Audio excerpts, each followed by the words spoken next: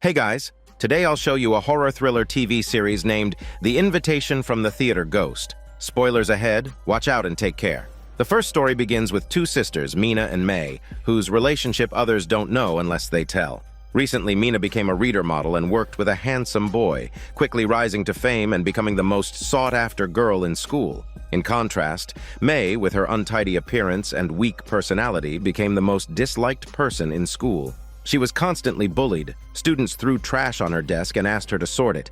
Mina even hated her and threatened May not to talk to her at school. However, May clung to her like an annoying sticky note, refusing to let go. One evening, as Mina walked home after school, she noticed May waiting for her in the distance.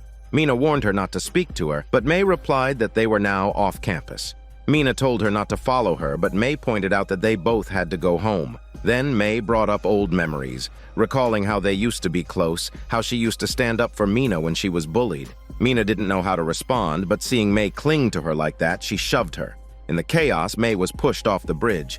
Mina panicked and rushed to check on her, but when she found May's heart had stopped, she became even more frantic, unsure of what to do. In the end, she did nothing and walked away. The next day at school, Mina was distracted and absent-minded. Her classmates noticed and asked what was wrong. Mina, unable to explain, lied that she had caught a cold. But then, something shocking happened. May appeared, seemingly alive. In disbelief, Mina pulled her aside and demanded to know how she was still alive. May explained that she was already dead, pulling Mina's hand to her chest and showing her that her heart wasn't beating. She even turned her head to reveal a gaping wound on the back of her skull. May said she was confused too, not knowing what she had become. After Mina had pushed her off the bridge and left her, May was furious. She threatened to reveal the truth to everyone unless Mina agreed to a condition. With no other choice, Mina reluctantly agreed. The next day, the two walked hand in front of their classmates. Mina was clearly uncomfortable, but she had no choice but to go along with it. This caused a stir among the students, who couldn't understand why the perfect Mina would be seen with the messy May. A few days later, Mina noticed a terrible stench emanating from May. When she looked closely, she saw maggots crawling on the back of May's skull. May didn't seem to mind, only occasionally scratching her itchy scalp. To cover up the smell and the decaying appearance, Mina had to help her with makeup. Fortunately, Mina was skilled, and after some work, May looked somewhat normal again. Then Mina received an invitation from the handsome boy to a party. Without hesitation, she agreed. May insisted on coming too, and Mina reluctantly agreed again. That night, May arrived at the party looking like a country bumpkin, excited by everything around her. Mina felt embarrassed to be with her and distanced herself, talking to the handsome boy. To Mina's surprise, the handsome boy seemed to like May's carefree nature and insisted that Mina introduce them. May was furious and muttered that while the handsome boy was handsome, his taste in people was terrible. At some point, May mentioned that she was hungry, and the handsome boy eagerly took her away. When Mina realized they were gone, she searched for them. The handsome boy's friends hinted that the handsome boy might have taken advantage of May. Furious, Mina rushed out to find them. She heard a disturbing sound in the parking garage and followed it to find the handsome boy. But shockingly, he wasn't eating May's smelly part. Instead, May had eaten him literally. Mina was terrified, pulling May away, but May seemed unwilling to leave because she wasn't full yet. Later, they found themselves back on the bridge arguing again. This time, as May fell, she grabbed Mina and they both plunged off the bridge. When they woke up the next morning, Mina was the first to regain consciousness. She was thrilled to find May lying beside her, believing she had finally died. She even felt relieved, thinking that at last she could be at peace. But then Mina noticed something strange. A steel pipe was sticking through her stomach, but it didn't hurt. As she wondered why she wasn't feeling pain, May's voice echoed from behind. May said Mina was dead, and now they were the same. The story ends here. The second story begins with a legend about the bandage woman whose face is wrapped in bandages, and she is said to be terrifying. That night, 2 men and 2 women went on an adventure to a ruin, having heard rumors about the bandage woman. Upon entering, one of the men boasted that they were there to capture the bandage woman, recording a video to prove it. He joked about exposing her in front of his family during a live stream. The door to the ruin was unlocked and they easily entered. But soon one of the women noticed strange sounds and suggested they leave. The man, unwilling to back down, pressed on and went upstairs alone, while the others waited downstairs. When he opened the door, the strange sound stopped. Then something horrifying happened. A hand reached out and dragged him inside. The others, shocked, fled the scene. When they reached the car, they realized the keys were still with the missing man. They tried to ask his friends but received no clear answers. Just then, the bandage woman appeared, running toward them. The group disappeared without a trace. Days later, a family of 4 drove by the ruins. Their car broke down, so they decided to seek help inside. The place looked fine in the daylight, not at all like a desolate ruin. The father and mother separated to find help, asking their daughters to wait in the lobby. After a while, the 2 sisters, unable to sit still, went upstairs. The father found no one inside, but the mother called out, and after a few moments, a strange woman appeared with long black hair hiding her face. She said she was busy and asked them to wait. After some time, the mother noticed something was off. The woman kept repeating the same phrase, so the mother went upstairs to investigate. She entered the same room but found no one there. Meanwhile, the sisters found a strange bandage in a storage room. The elder sister picked it up but was warned by the younger sister not to touch it. Suddenly, the elder sister recalled a butt-chilling urban legend about a child abandoned because of her unusual appearance. This child had locked herself in the ruins, eventually wrapping her face in bandages. This child became the bandage woman. Just as she finished telling the story, the door to the room suddenly slammed shut. The sisters, terrified, ran out, but the younger sister soon disappeared. The elder sister looked back and saw a strange woman running toward her with incredible speed. Despite her attempts to flee, it was too late. A chicken scream was heard, and the sister was taken. The camera fell to the ground, capturing the scene of her abduction. As the bandage woman passed by, she noticed the camera and leaned down to say, "She's a little busy right now and can't get away. Please wait a moment, and she'll be right there." And with that, the story ends. The third story begins with a schoolgirl, Linko, who was out shopping with her best friend when she witnessed the police arresting a man for secretly taking photos of women. On a whim, Linko decided to take a picture of the scene. That evening, bored at home, she posted the photo on her social media with the caption, "Caught the creeper in the act." Not long after, she received responses from people praising her for catching the voyeur, calling her a hero, and sharing the photo as proof. They even warned everyone to stay away from the man. Initially, Linko just wanted to share a moment with her friends, but the next day at school, she found out that the entire school knew about it. Someone had uploaded the photo to a news website, and soon, the whole thing had gone viral. By the end of the day, more and more people knew about it, and while some continued to praise her as a hero, others began to dig into the man's personal life. They discovered his home address, workplace, and even details about his family. The situation escalated as online users, empowered by their so-called moral high ground, began attacking the man, even calling for him to be erased from society. However, as the situation spiraled out of control, Linko began to feel uneasy. A few days later, the authorities released a statement clearing the man's name, declaring that he had been wrongly accused. When Linko checked the thread where people had exposed him, she saw that public opinion had turned completely. The online crowd now sympathized with the man, blaming Linko for taking and posting the photo without understanding the full context. Some even suggested that she should be punished severely, even to the point of death, for causing such harm. As Linko realized the horror of the online mob mentality, she was overcome with fear. Desperate, she asked on the internet what she should do if she made a mistake and caused someone a lot of trouble by posting their photo online. But instead of receiving sympathy, someone quickly pointed out that she was lying and fabricated the whole story. Soon after, her own photo was posted online, and people began to dig into her personal information, sharing her school's name, her home address, and even calling her family. Suddenly, Linko found herself on the receiving end of the same online wrath. People who had once hailed her as a hero now targeted her as the villain. Terrified, she visited a psychologist who asked if she had told her parents. Linko responded that she hadn't, as she didn't want to worry them. The psychologist then suggested she apologize to the man face to face, but Linko admitted that it was too late. The man had taken his own life due to the online harassment. From that moment on, strange things began happening around her. The doors and windows at home would suddenly open on their own, and she felt the presence of someone watching her. She tried to escape, but it was as if there was nowhere safe. In the end, the voice of the man, crying out in his final moments, echoed in her head, tormenting her. She felt helpless and could only apologize over and over again, as if that would somehow make it right. And so, the story ends. This story highlights the toxic aspects of modern society, where a single photo can spark a massive wave of online violence, and a few seconds of video can incite public rage.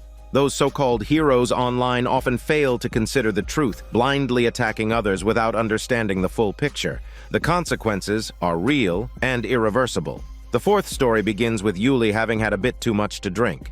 The teacher originally assigned 2 other girls to take care of her, but they didn't want to bother and quickly passed her off to a girl named Miyako from their class, as Miyako lived nearby. Despite Miyako's repeated reluctance, they ignored her protests and left. With no other option, Miyako reluctantly led the stumbling Yuli to her home. Around Miyako's neighborhood, there were many missing persons posters, likely due to a rise in disappearances in the area. Once inside, Miyako immediately locked several doors behind them. Miyako's house was large, but she lived there alone. Yuli, feeling curious, began to explore, but Miyako quickly stopped her, saying the basement was too messy to visit. Yuli didn't think much of it and went to take a shower. Afterward, however, she couldn't stop thinking about the basement, and when Miyako went to shower, she snuck down to take a look. To her surprise, the basement was indeed messy, but there were also many missing persons posters on the walls. Just as Yuli was processing what she saw, she heard the sound of a woman groaning in pain. Turning toward the sound, she discovered a woman tightly bound and restrained. The woman, upon seeing Yuli, seemed relieved, exclaiming that Yuli had come to save her. Shocked, Yuli immediately began to untie her. When Yuli asked what had happened, the woman glanced at her, as if saying it was obvious that she had been kidnapped. Yuli instinctively wanted to call Miyako for help, but the woman grabbed her arm and urgently warned her not to. She said that Miyako was the one who had kidnapped her, and that they should leave quietly, without alerting her. The woman, however, seemed to be in bad shape. Her legs appeared numb and she couldn't even stand. With no choice, Yuli went upstairs to call the police, but just as she was about to do so, Miyako returned from the shower. Yuli, seeing her, froze in panic. Miyako, noticing her reaction, guessed that Yuli had been to the basement.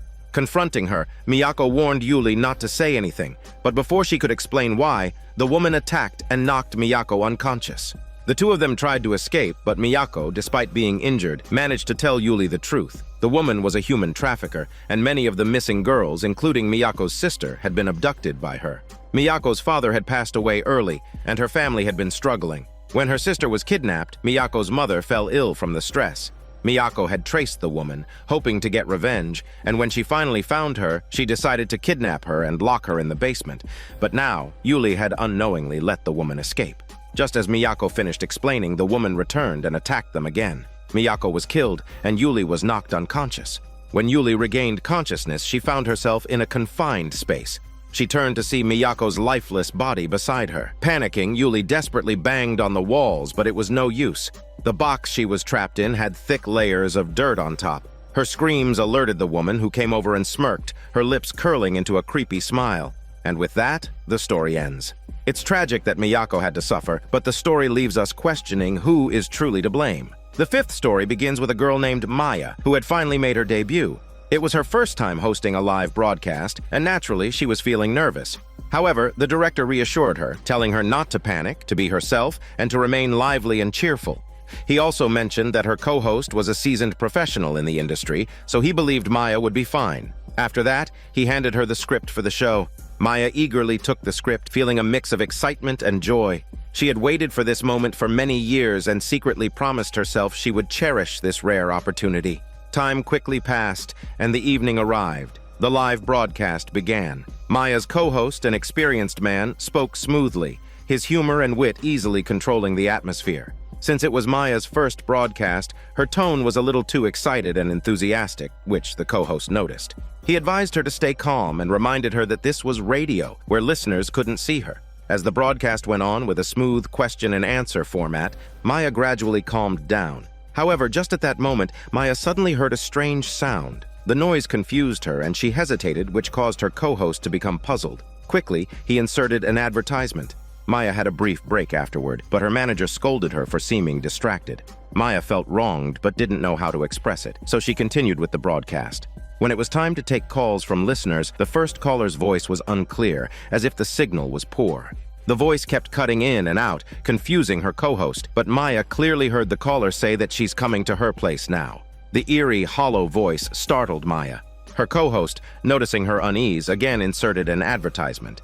During the break, Maya confided in her manager, telling her that she might be experiencing something strange and asked if they could stop the broadcast. The manager immediately refused, scolding Maya again. The manager told Maya that if she didn't seize this opportunity, she might never get another chance. Maya had no choice but to continue. This time, Maya's performance was clearly off.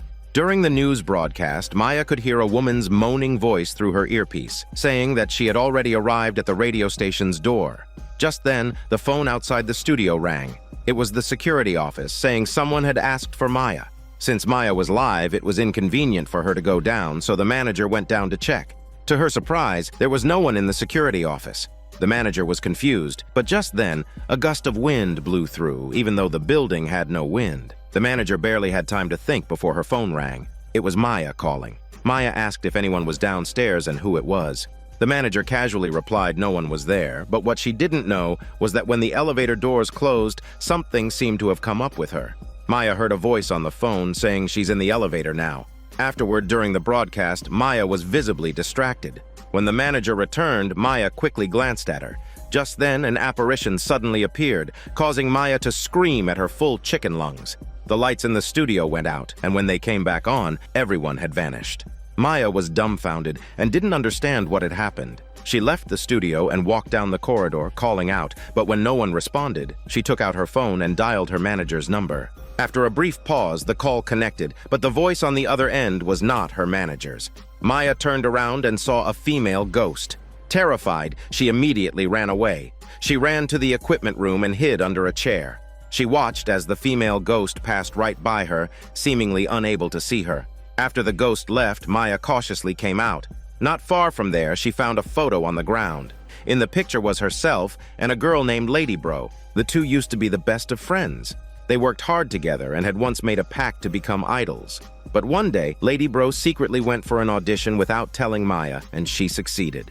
When Maya found out, she couldn't understand why Lady Bro had gone behind her back and if she still remembered their pact. Lady Bro nonchalantly replied that in the end, whether it was luck, talent, or connections, they all mattered. But what really counted was who could sell better. She mocked Maya, asking if she really believed they would debut together. Maya, angered by Lady Bro's words, confronted her.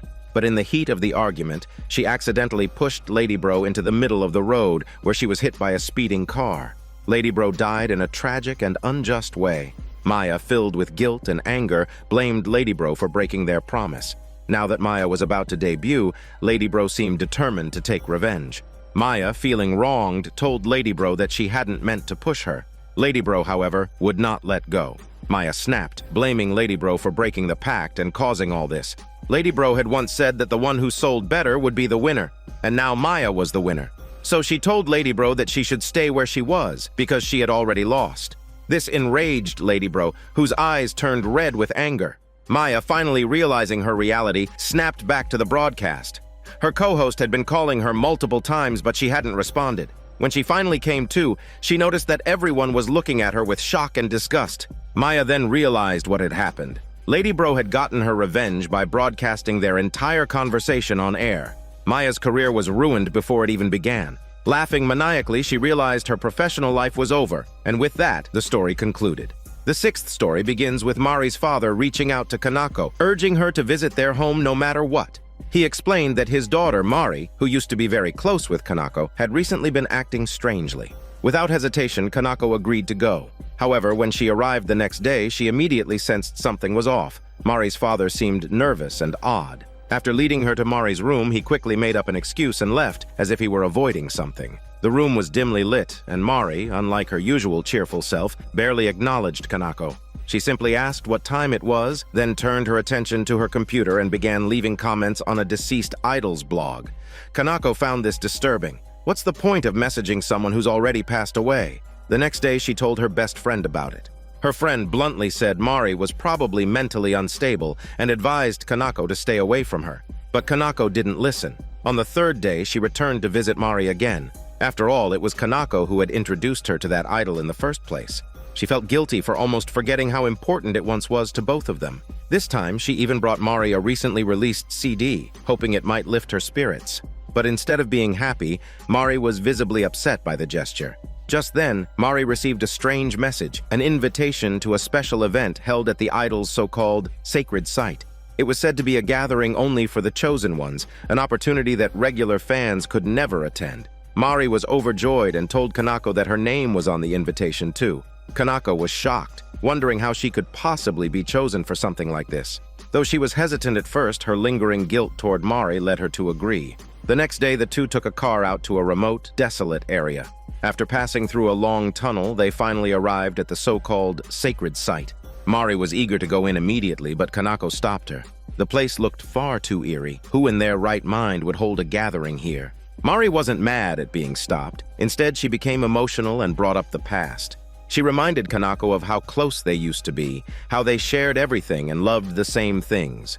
But after entering middle school, when Mari started getting bullied, Kanako stood by and did nothing. Mari said those days were dark and painful. The only thing that helped her hold on was listening to the idol's music.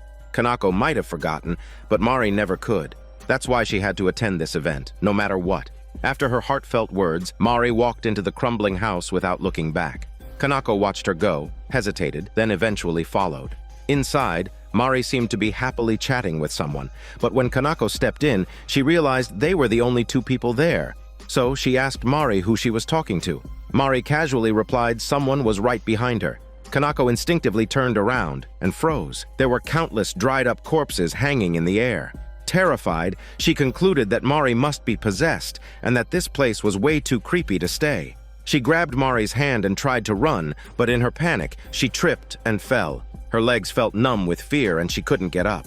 Mari looked at her blankly, then turned and walked away. As Mari exited, the door slammed shut on its own. Kanako finally managed to stand, but the door wouldn't budge. She banged and pleaded for Mari to open it, to save her, but all she got in return was a cold, twisted smile. Mari walked off without a second thought. Behind Kanako, strange and terrifying things began to emerge. Before she could even react, they pulled her in, and that's where the story ends. The seventh story begins with a girl named Hana suddenly sitting up from the floor, her face full of confusion, unsure of what had just happened. Just then, a loud explosion and an alarm went off, reminding her of her sister, Haru. But at that moment, she had no idea where her sister was.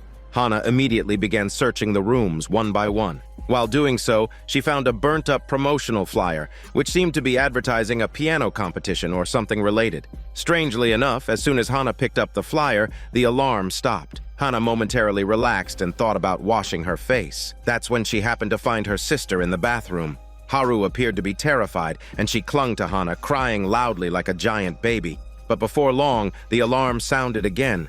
Hana decided to take her sister and escape. However, as soon as they stepped out of the door, they were confronted by a group of ragged, almost unrecognizable people. When they came closer, Hana suddenly felt dizzy and everything went black. When she regained consciousness, she was back in the same room, completely confused as to why this was happening. But her main concern was finding her sister. This time, she rushed straight to the bathroom. As soon as they saw each other, the two of them embraced tightly again, with Haru sobbing uncontrollably. After a moment, Hana pulled her sister away and tried to leave. But once they reached the door, they ran into that strange group of people once more.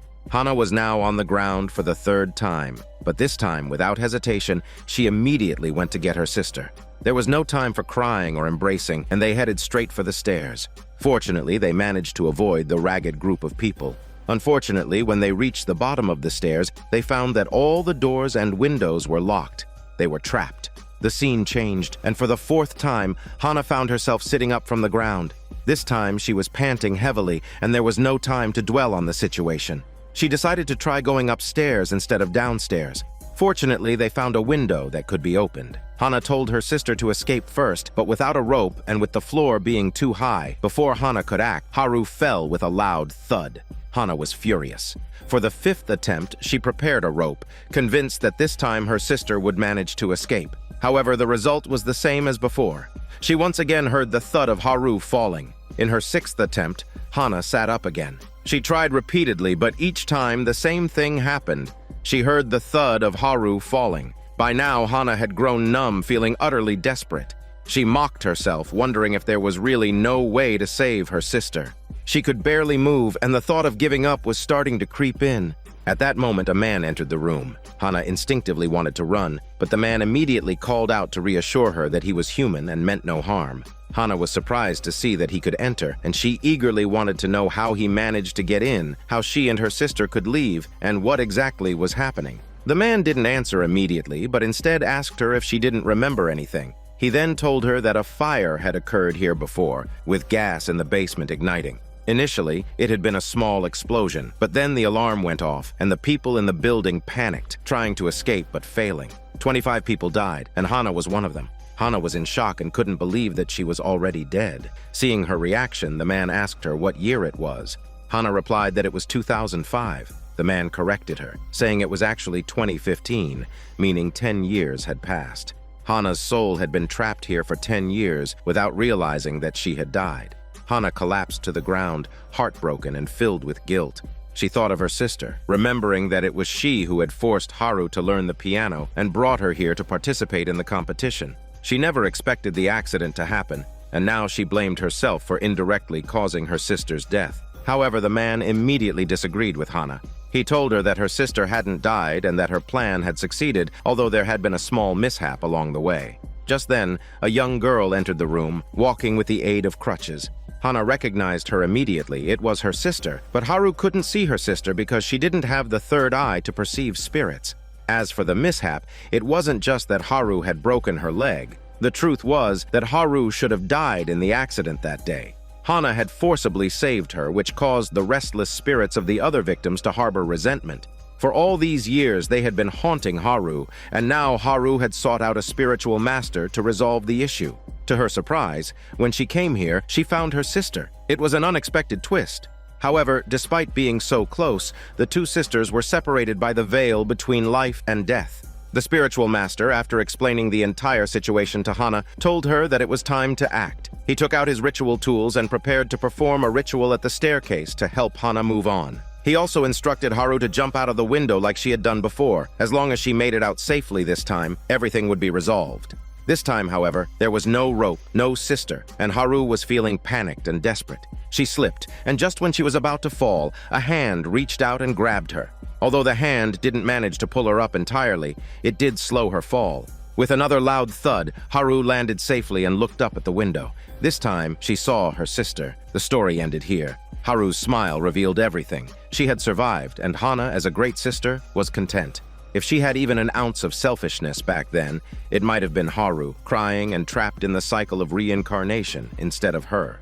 The 8th story begins with a theater that had just closed for the day, leaving only the security guard behind. At that moment, Lin arrived with the young actress. Since Lin and the guard were old friends, the guard let them in without question. In just a month, the young woman would be performing on this very stage. To boost her confidence and give her an early taste of the spotlight, Lin had brought her here. It was clear he had put a lot of thought into this. Lin had mentored her from the very beginning. Their relationship was part teacher, part friend. He knew her better than anyone. She was talented in every way, except she lacked self-confidence.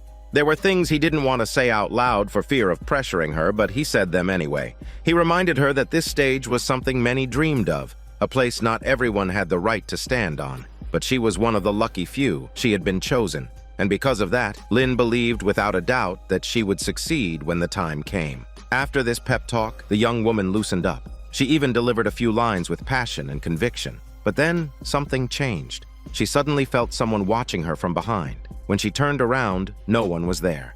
Later in the restroom, she stared into the mirror, giving herself a motivational talk. But just as she said it, she noticed a woman standing behind her in the reflection. She spun around. Again, no one. Puzzled, she checked every corner of the restroom. She didn't find anyone, but she did find a knife.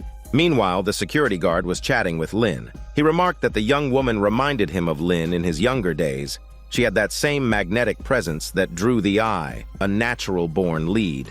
Lin was visibly pleased by the compliment. He shared that during the open auditions, he'd immediately seen something special in her. She might lack confidence now, but Lin believed she was destined for greatness. He had placed his hopes in her. Hearing this, the security guard looked a bit regretful. He said that if that incident hadn't happened back in the day, Lin's career might have reached even greater heights.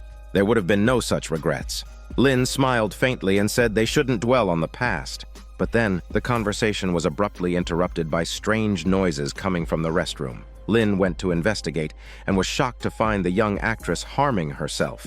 He rushed to stop her and asked repeatedly if something was troubling her, why she would do such a thing. She had regained a bit of clarity by then and told Lin she wasn't sure what had come over her. Then she asked him, Besides the three of them, was anyone else in the theater? The question made Lin's pupils dilate. He stared at her in silence. The security guard calmly responded, "There were only 3 people in the building. Just 3. The actress didn't press further. Lin decided to get her out of the theater, but as they reached the exit, Lin received a phone call.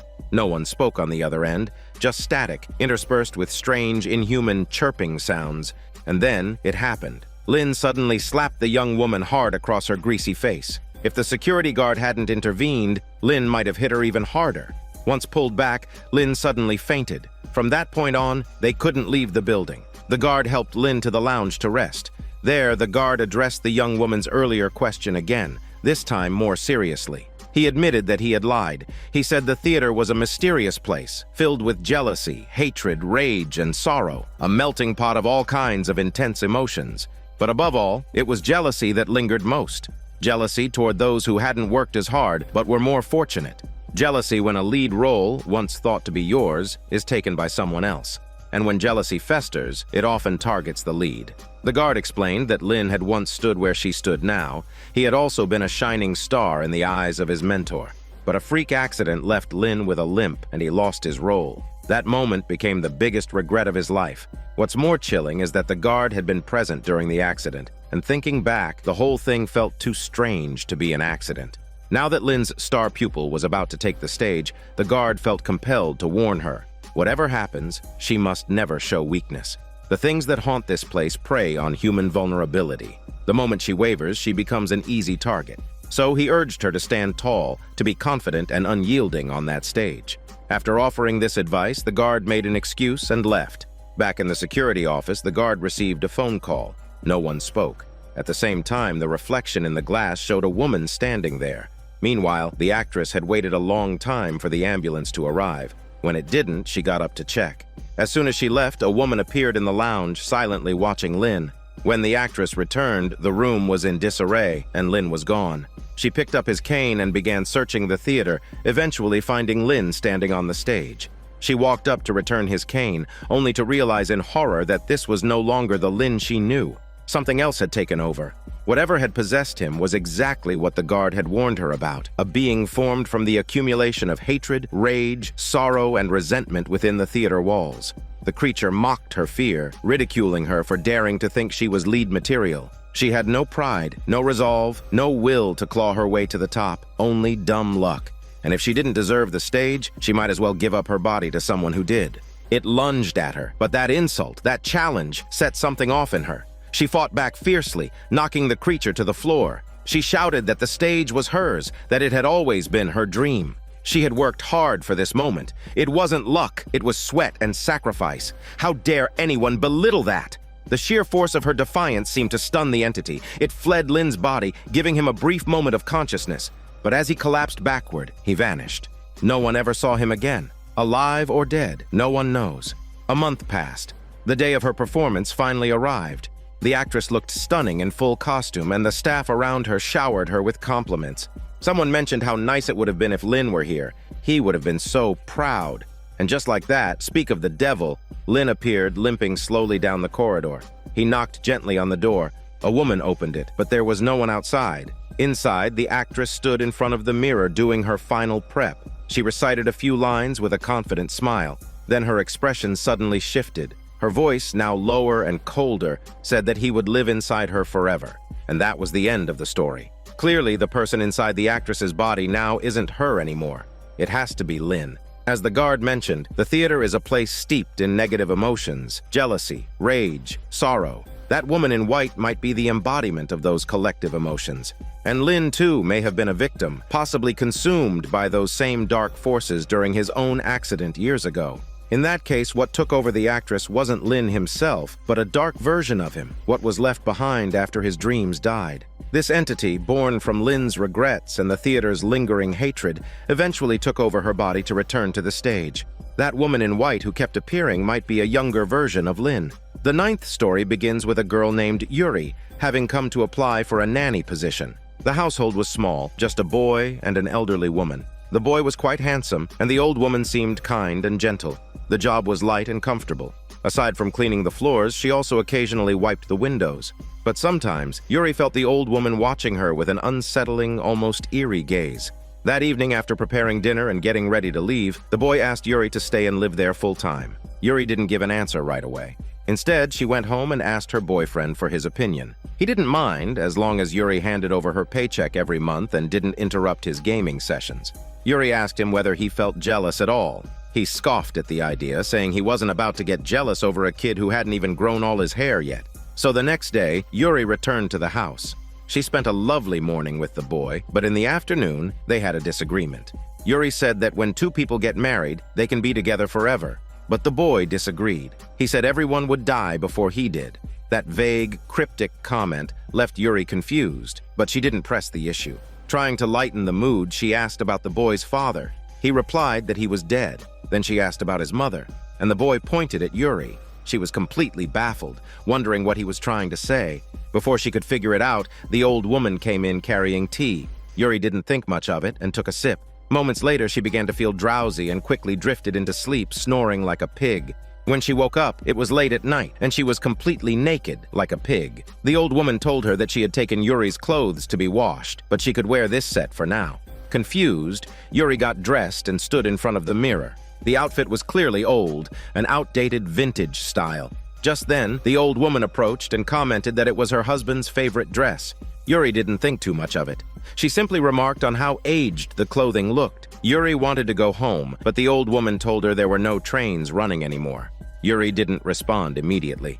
She called her boyfriend and said that if he told her not to stay, she'd call a cab no matter the cost. In truth, she didn't want to remain in that house at all. But her boyfriend, still deep into his game, brushed her off with a few half-hearted words and quickly hung up. And just like that, Yuri ended up spending the night there, and even took a bath with the boy. During the bath, the boy proposed to her.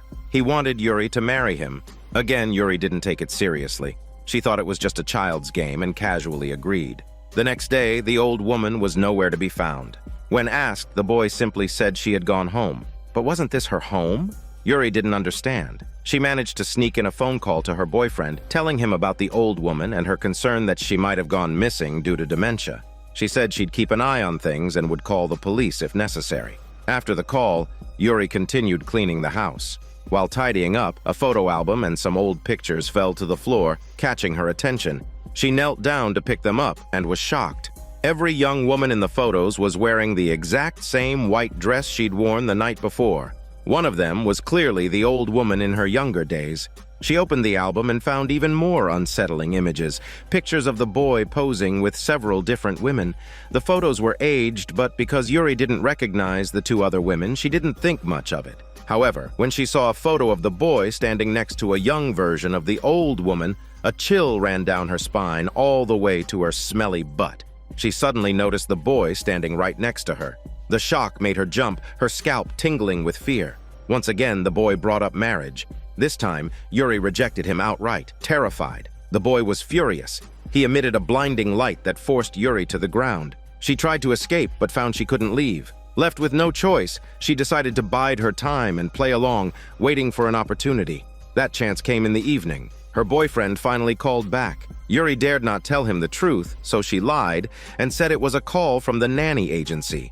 With the boy's permission, she answered and spoke in cryptic phrases, saying she'd now be working here permanently, that they didn't need to assign her new jobs anymore. While pretending to chat normally, she managed to sneak in the address. As soon as she hung up, the boy snatched the phone and threw it away. Fortunately, her boyfriend wasn't completely clueless. He quickly realized something was wrong, but getting there would take time. After dinner, the boy asked to take a photo with Yuri, just like he had with his other wives. Yuri's face darkened, and she looked visibly reluctant. The boy was annoyed by this, saying they were already married and she shouldn't show her sour face. It was the same line he had used on his previous wives and the young version of the old woman. Turns out, just days before, the boy had decided that the old woman had become too old and unattractive. She couldn't even keep up with the chores anymore, so he began looking for a replacement. That's when Yuri was lured in. The old woman had worked there her entire life, and when the boy finally told her she could leave, as long as someone took her place, she had been overjoyed. Even if her newfound freedom would only last a few years at most, she yearned for it desperately. So she willingly played along with the charade, helping the boy deceive Yuri. In hindsight, the old woman had probably been tricked the exact same way by her predecessor. Back in the present, Yuri told the boy that her boyfriend would come to rescue her. The boy didn't believe her, but the doorbell rang the next second. Her boyfriend had arrived. Yuri lit up with joy and ran downstairs. But before she could make it to him, the boy used his powers again. Yuri froze in horror. Her boyfriend was hanging, dead like a piece of shit. The boy was completely unfazed, as if it were just another normal day. He patted Yuri on the shoulder and told her it was time to go back upstairs and sleep with him. That's where the story ends. It's an open ending, but the outcome is painfully clear. Yuri's fate is sealed. She has two options: either live out her days like the previous wives, working until retirement, or defy the boy and risk being killed. Either way, her future has already been written. The 10th story begins with Cannon, while helping a patient in the neighboring bed take a family photo, spotted an unexpected figure standing behind the woman through her phone screen, a man dressed in black. Shocked, she immediately lowered her phone and looked up, but there was nothing there. She scanned the room and found no trace of the man. What Cannon didn't know was that at that very moment, someone on the rooftop behind her was slowly turning away, his gaze lingering. The next morning, the woman in the neighboring bed suddenly passed away. Her abrupt death confirmed to Cannon that what she had seen the day before was real. Puzzled, she stared at her phone, unable to make sense of it. Just then, a boy from the same hospital ward wheeled in an old man and came into Cannon's break room. The boy said the man would be discharged next week, and to celebrate, he asked Cannon to take a photo of the two of them. Though still rattled by the black figure she'd seen before, Cannon couldn't come up with a reason to refuse, so she reluctantly raised her phone. To her relief, the man in black didn't appear this time, and she happily told them to get ready for the picture. But just as she was about to take it, the dark figure suddenly reappeared through the camera lens. Panicked, Cannon quickly lowered her phone. Looking again with her own eyes, there was still nothing there. She wondered if the man only showed up through the camera. Perplexed, Cannon turned to the internet for answers and stumbled upon a forum post. In it, the poster described taking a photo of his grandfather before he passed and seeing a strange man appear only through the camera. Just like Cannon, he couldn't see the man with his own eyes, only through the lens. And just like Cannon's neighbor, his grandfather had died the very next day. Online, people had started calling this black-clad man a Grim Reaper. According to them, whoever he stood near was doomed. Their life was almost over. That meant the old man in Cannon's recent photo wasn't on his way to discharge, but likely nearing death. With that chilling thought, Cannon went to the nurse's station to ask about the old man's condition, only to hear that he was actually doing well and would be discharged soon. Cannon breathed a sigh of relief, assuming she had just been overworked and hallucinating. But then a shiver ran down her spine all the way to her butt. There had been two people in the photo. If the old man was fine, then the boy might be the one in danger, but that seemed impossible. He was just a child. Still, doubt gnawed at her. Cannon made her way up to the rooftop to find the boy. When she saw him, she instinctively raised her phone, wanting to check again, but halfway up she stopped. Instead, she walked over and started chatting with him. The boy was surprisingly mature and deeply sympathetic. He said his family rarely visited since he'd been admitted, but he still defended his mother, saying she was just busy. What he wanted most was to undergo surgery, get better, and make his mother happy. Cannon guessed he might be from a single-parent household. That night, she couldn't sleep. Her mind kept returning to the boy. Eventually, she decided to go to his room and check once more. As she raised her phone, she squeezed her eyes shut, afraid of what she might see. But when she peeked and found nothing beside him, she let out a deep sigh of relief. Just then, she shifted her phone slightly, and there he was again. The man in black sat right next to the boy. Worse yet, he seemed to have noticed Cannon. Fear coursed through her, but instead of backing down, Cannon screamed at her full chicken lungs at the figure, demanding that he stay away from the child. Her shouts alerted the nurse on duty. When she entered the room, Cannon told her about the strange man. The nurse didn't believe her smelly bullshit. She insisted that Cannon stop talking nonsense because the boy was about to undergo surgery the next day, and scaring him would only make things worse. Hearing that, Cannon calmed down and left with the nurse. But the boy had woken up, and he'd heard everything. Soon after Cannon returned to her room, the boy came looking for her. He told her plainly. The man in black was real. He could see him too. In fact, the man had been visiting him every day and had said he would take the boy to a fun place in a few days. Thinking the fun place might be hell, Cannon was horrified and quickly stopped the boy from continuing. That night, she invited him to sleep in her room. Taking on the role of a mother, Cannon read a bedtime story to him. Once the boy drifted off, she too fell asleep like a pig again. But in the middle of the night, she woke to find the boy missing. She jumped up and began searching. To her shock, the nurse's station was completely empty. The entire hospital seemed eerily quiet, as if it had been abandoned. She could even hear the slow drip of a faucet. Then she saw the boy standing at the far end of the hallway. Cannon rushed over and called out to him, asking what he was doing there. The boy didn't answer, but when she tried to bring him back, he said the man was coming to take him. Goosebumps erupted on Cannon's skin and butt. She slowly turned around and raised her phone toward the other end of the hallway. And there he was, the man in black, walking toward them. Terrified, Cannon grabbed the boy's hand and ran, but the black figure didn't chase them. He merely followed at a steady pace. No matter how fast they ran, they couldn't seem to get away. In desperation, Cannon led the boy into the hospital kitchen. They thought they were safe there. But soon, Cannon heard a door creak shut. She raised her phone again and saw the man standing just outside, peeping at them. As he stepped closer, Cannon clutched the trembling boy and screamed at the black figure, begging him to spare the child and not take him away. Then, suddenly, the man in black disappeared. They could hear the sound of footsteps fading into the distance. Both Cannon and the boy were overwhelmed with relief. Days later, the boy's surgery went well, and Cannon was overjoyed. She even wrote a post online about the experience. But just as she was basking in relief, the lights in her room suddenly went out, then began to flicker erratically. Cannon got out of bed and tried the switch, but it didn't work. The lights continued to flash on and off on their own. Watching the erratic lights, she suddenly remembered something. When she'd pleaded for the boy's life, she had offered herself in exchange. A sense of dread crept over her. She spun around. No one was there. She exhaled in relief until she looked up again and saw him. The man in black was back. That's where this story ends. It's clearly an open ending. That night, Cannon had spoken out of fear and instinct, trying to protect the boy. But what she didn't realize was that you can't make deals lightly with death. Her words had sealed a pact, her life for the boys. Some things are better left unsaid, especially in certain places or around certain people. And perhaps the takeaway from all of this: never take random photos in a hospital. This is Daniel CC Movie Channel. Stay safe and enjoy your day.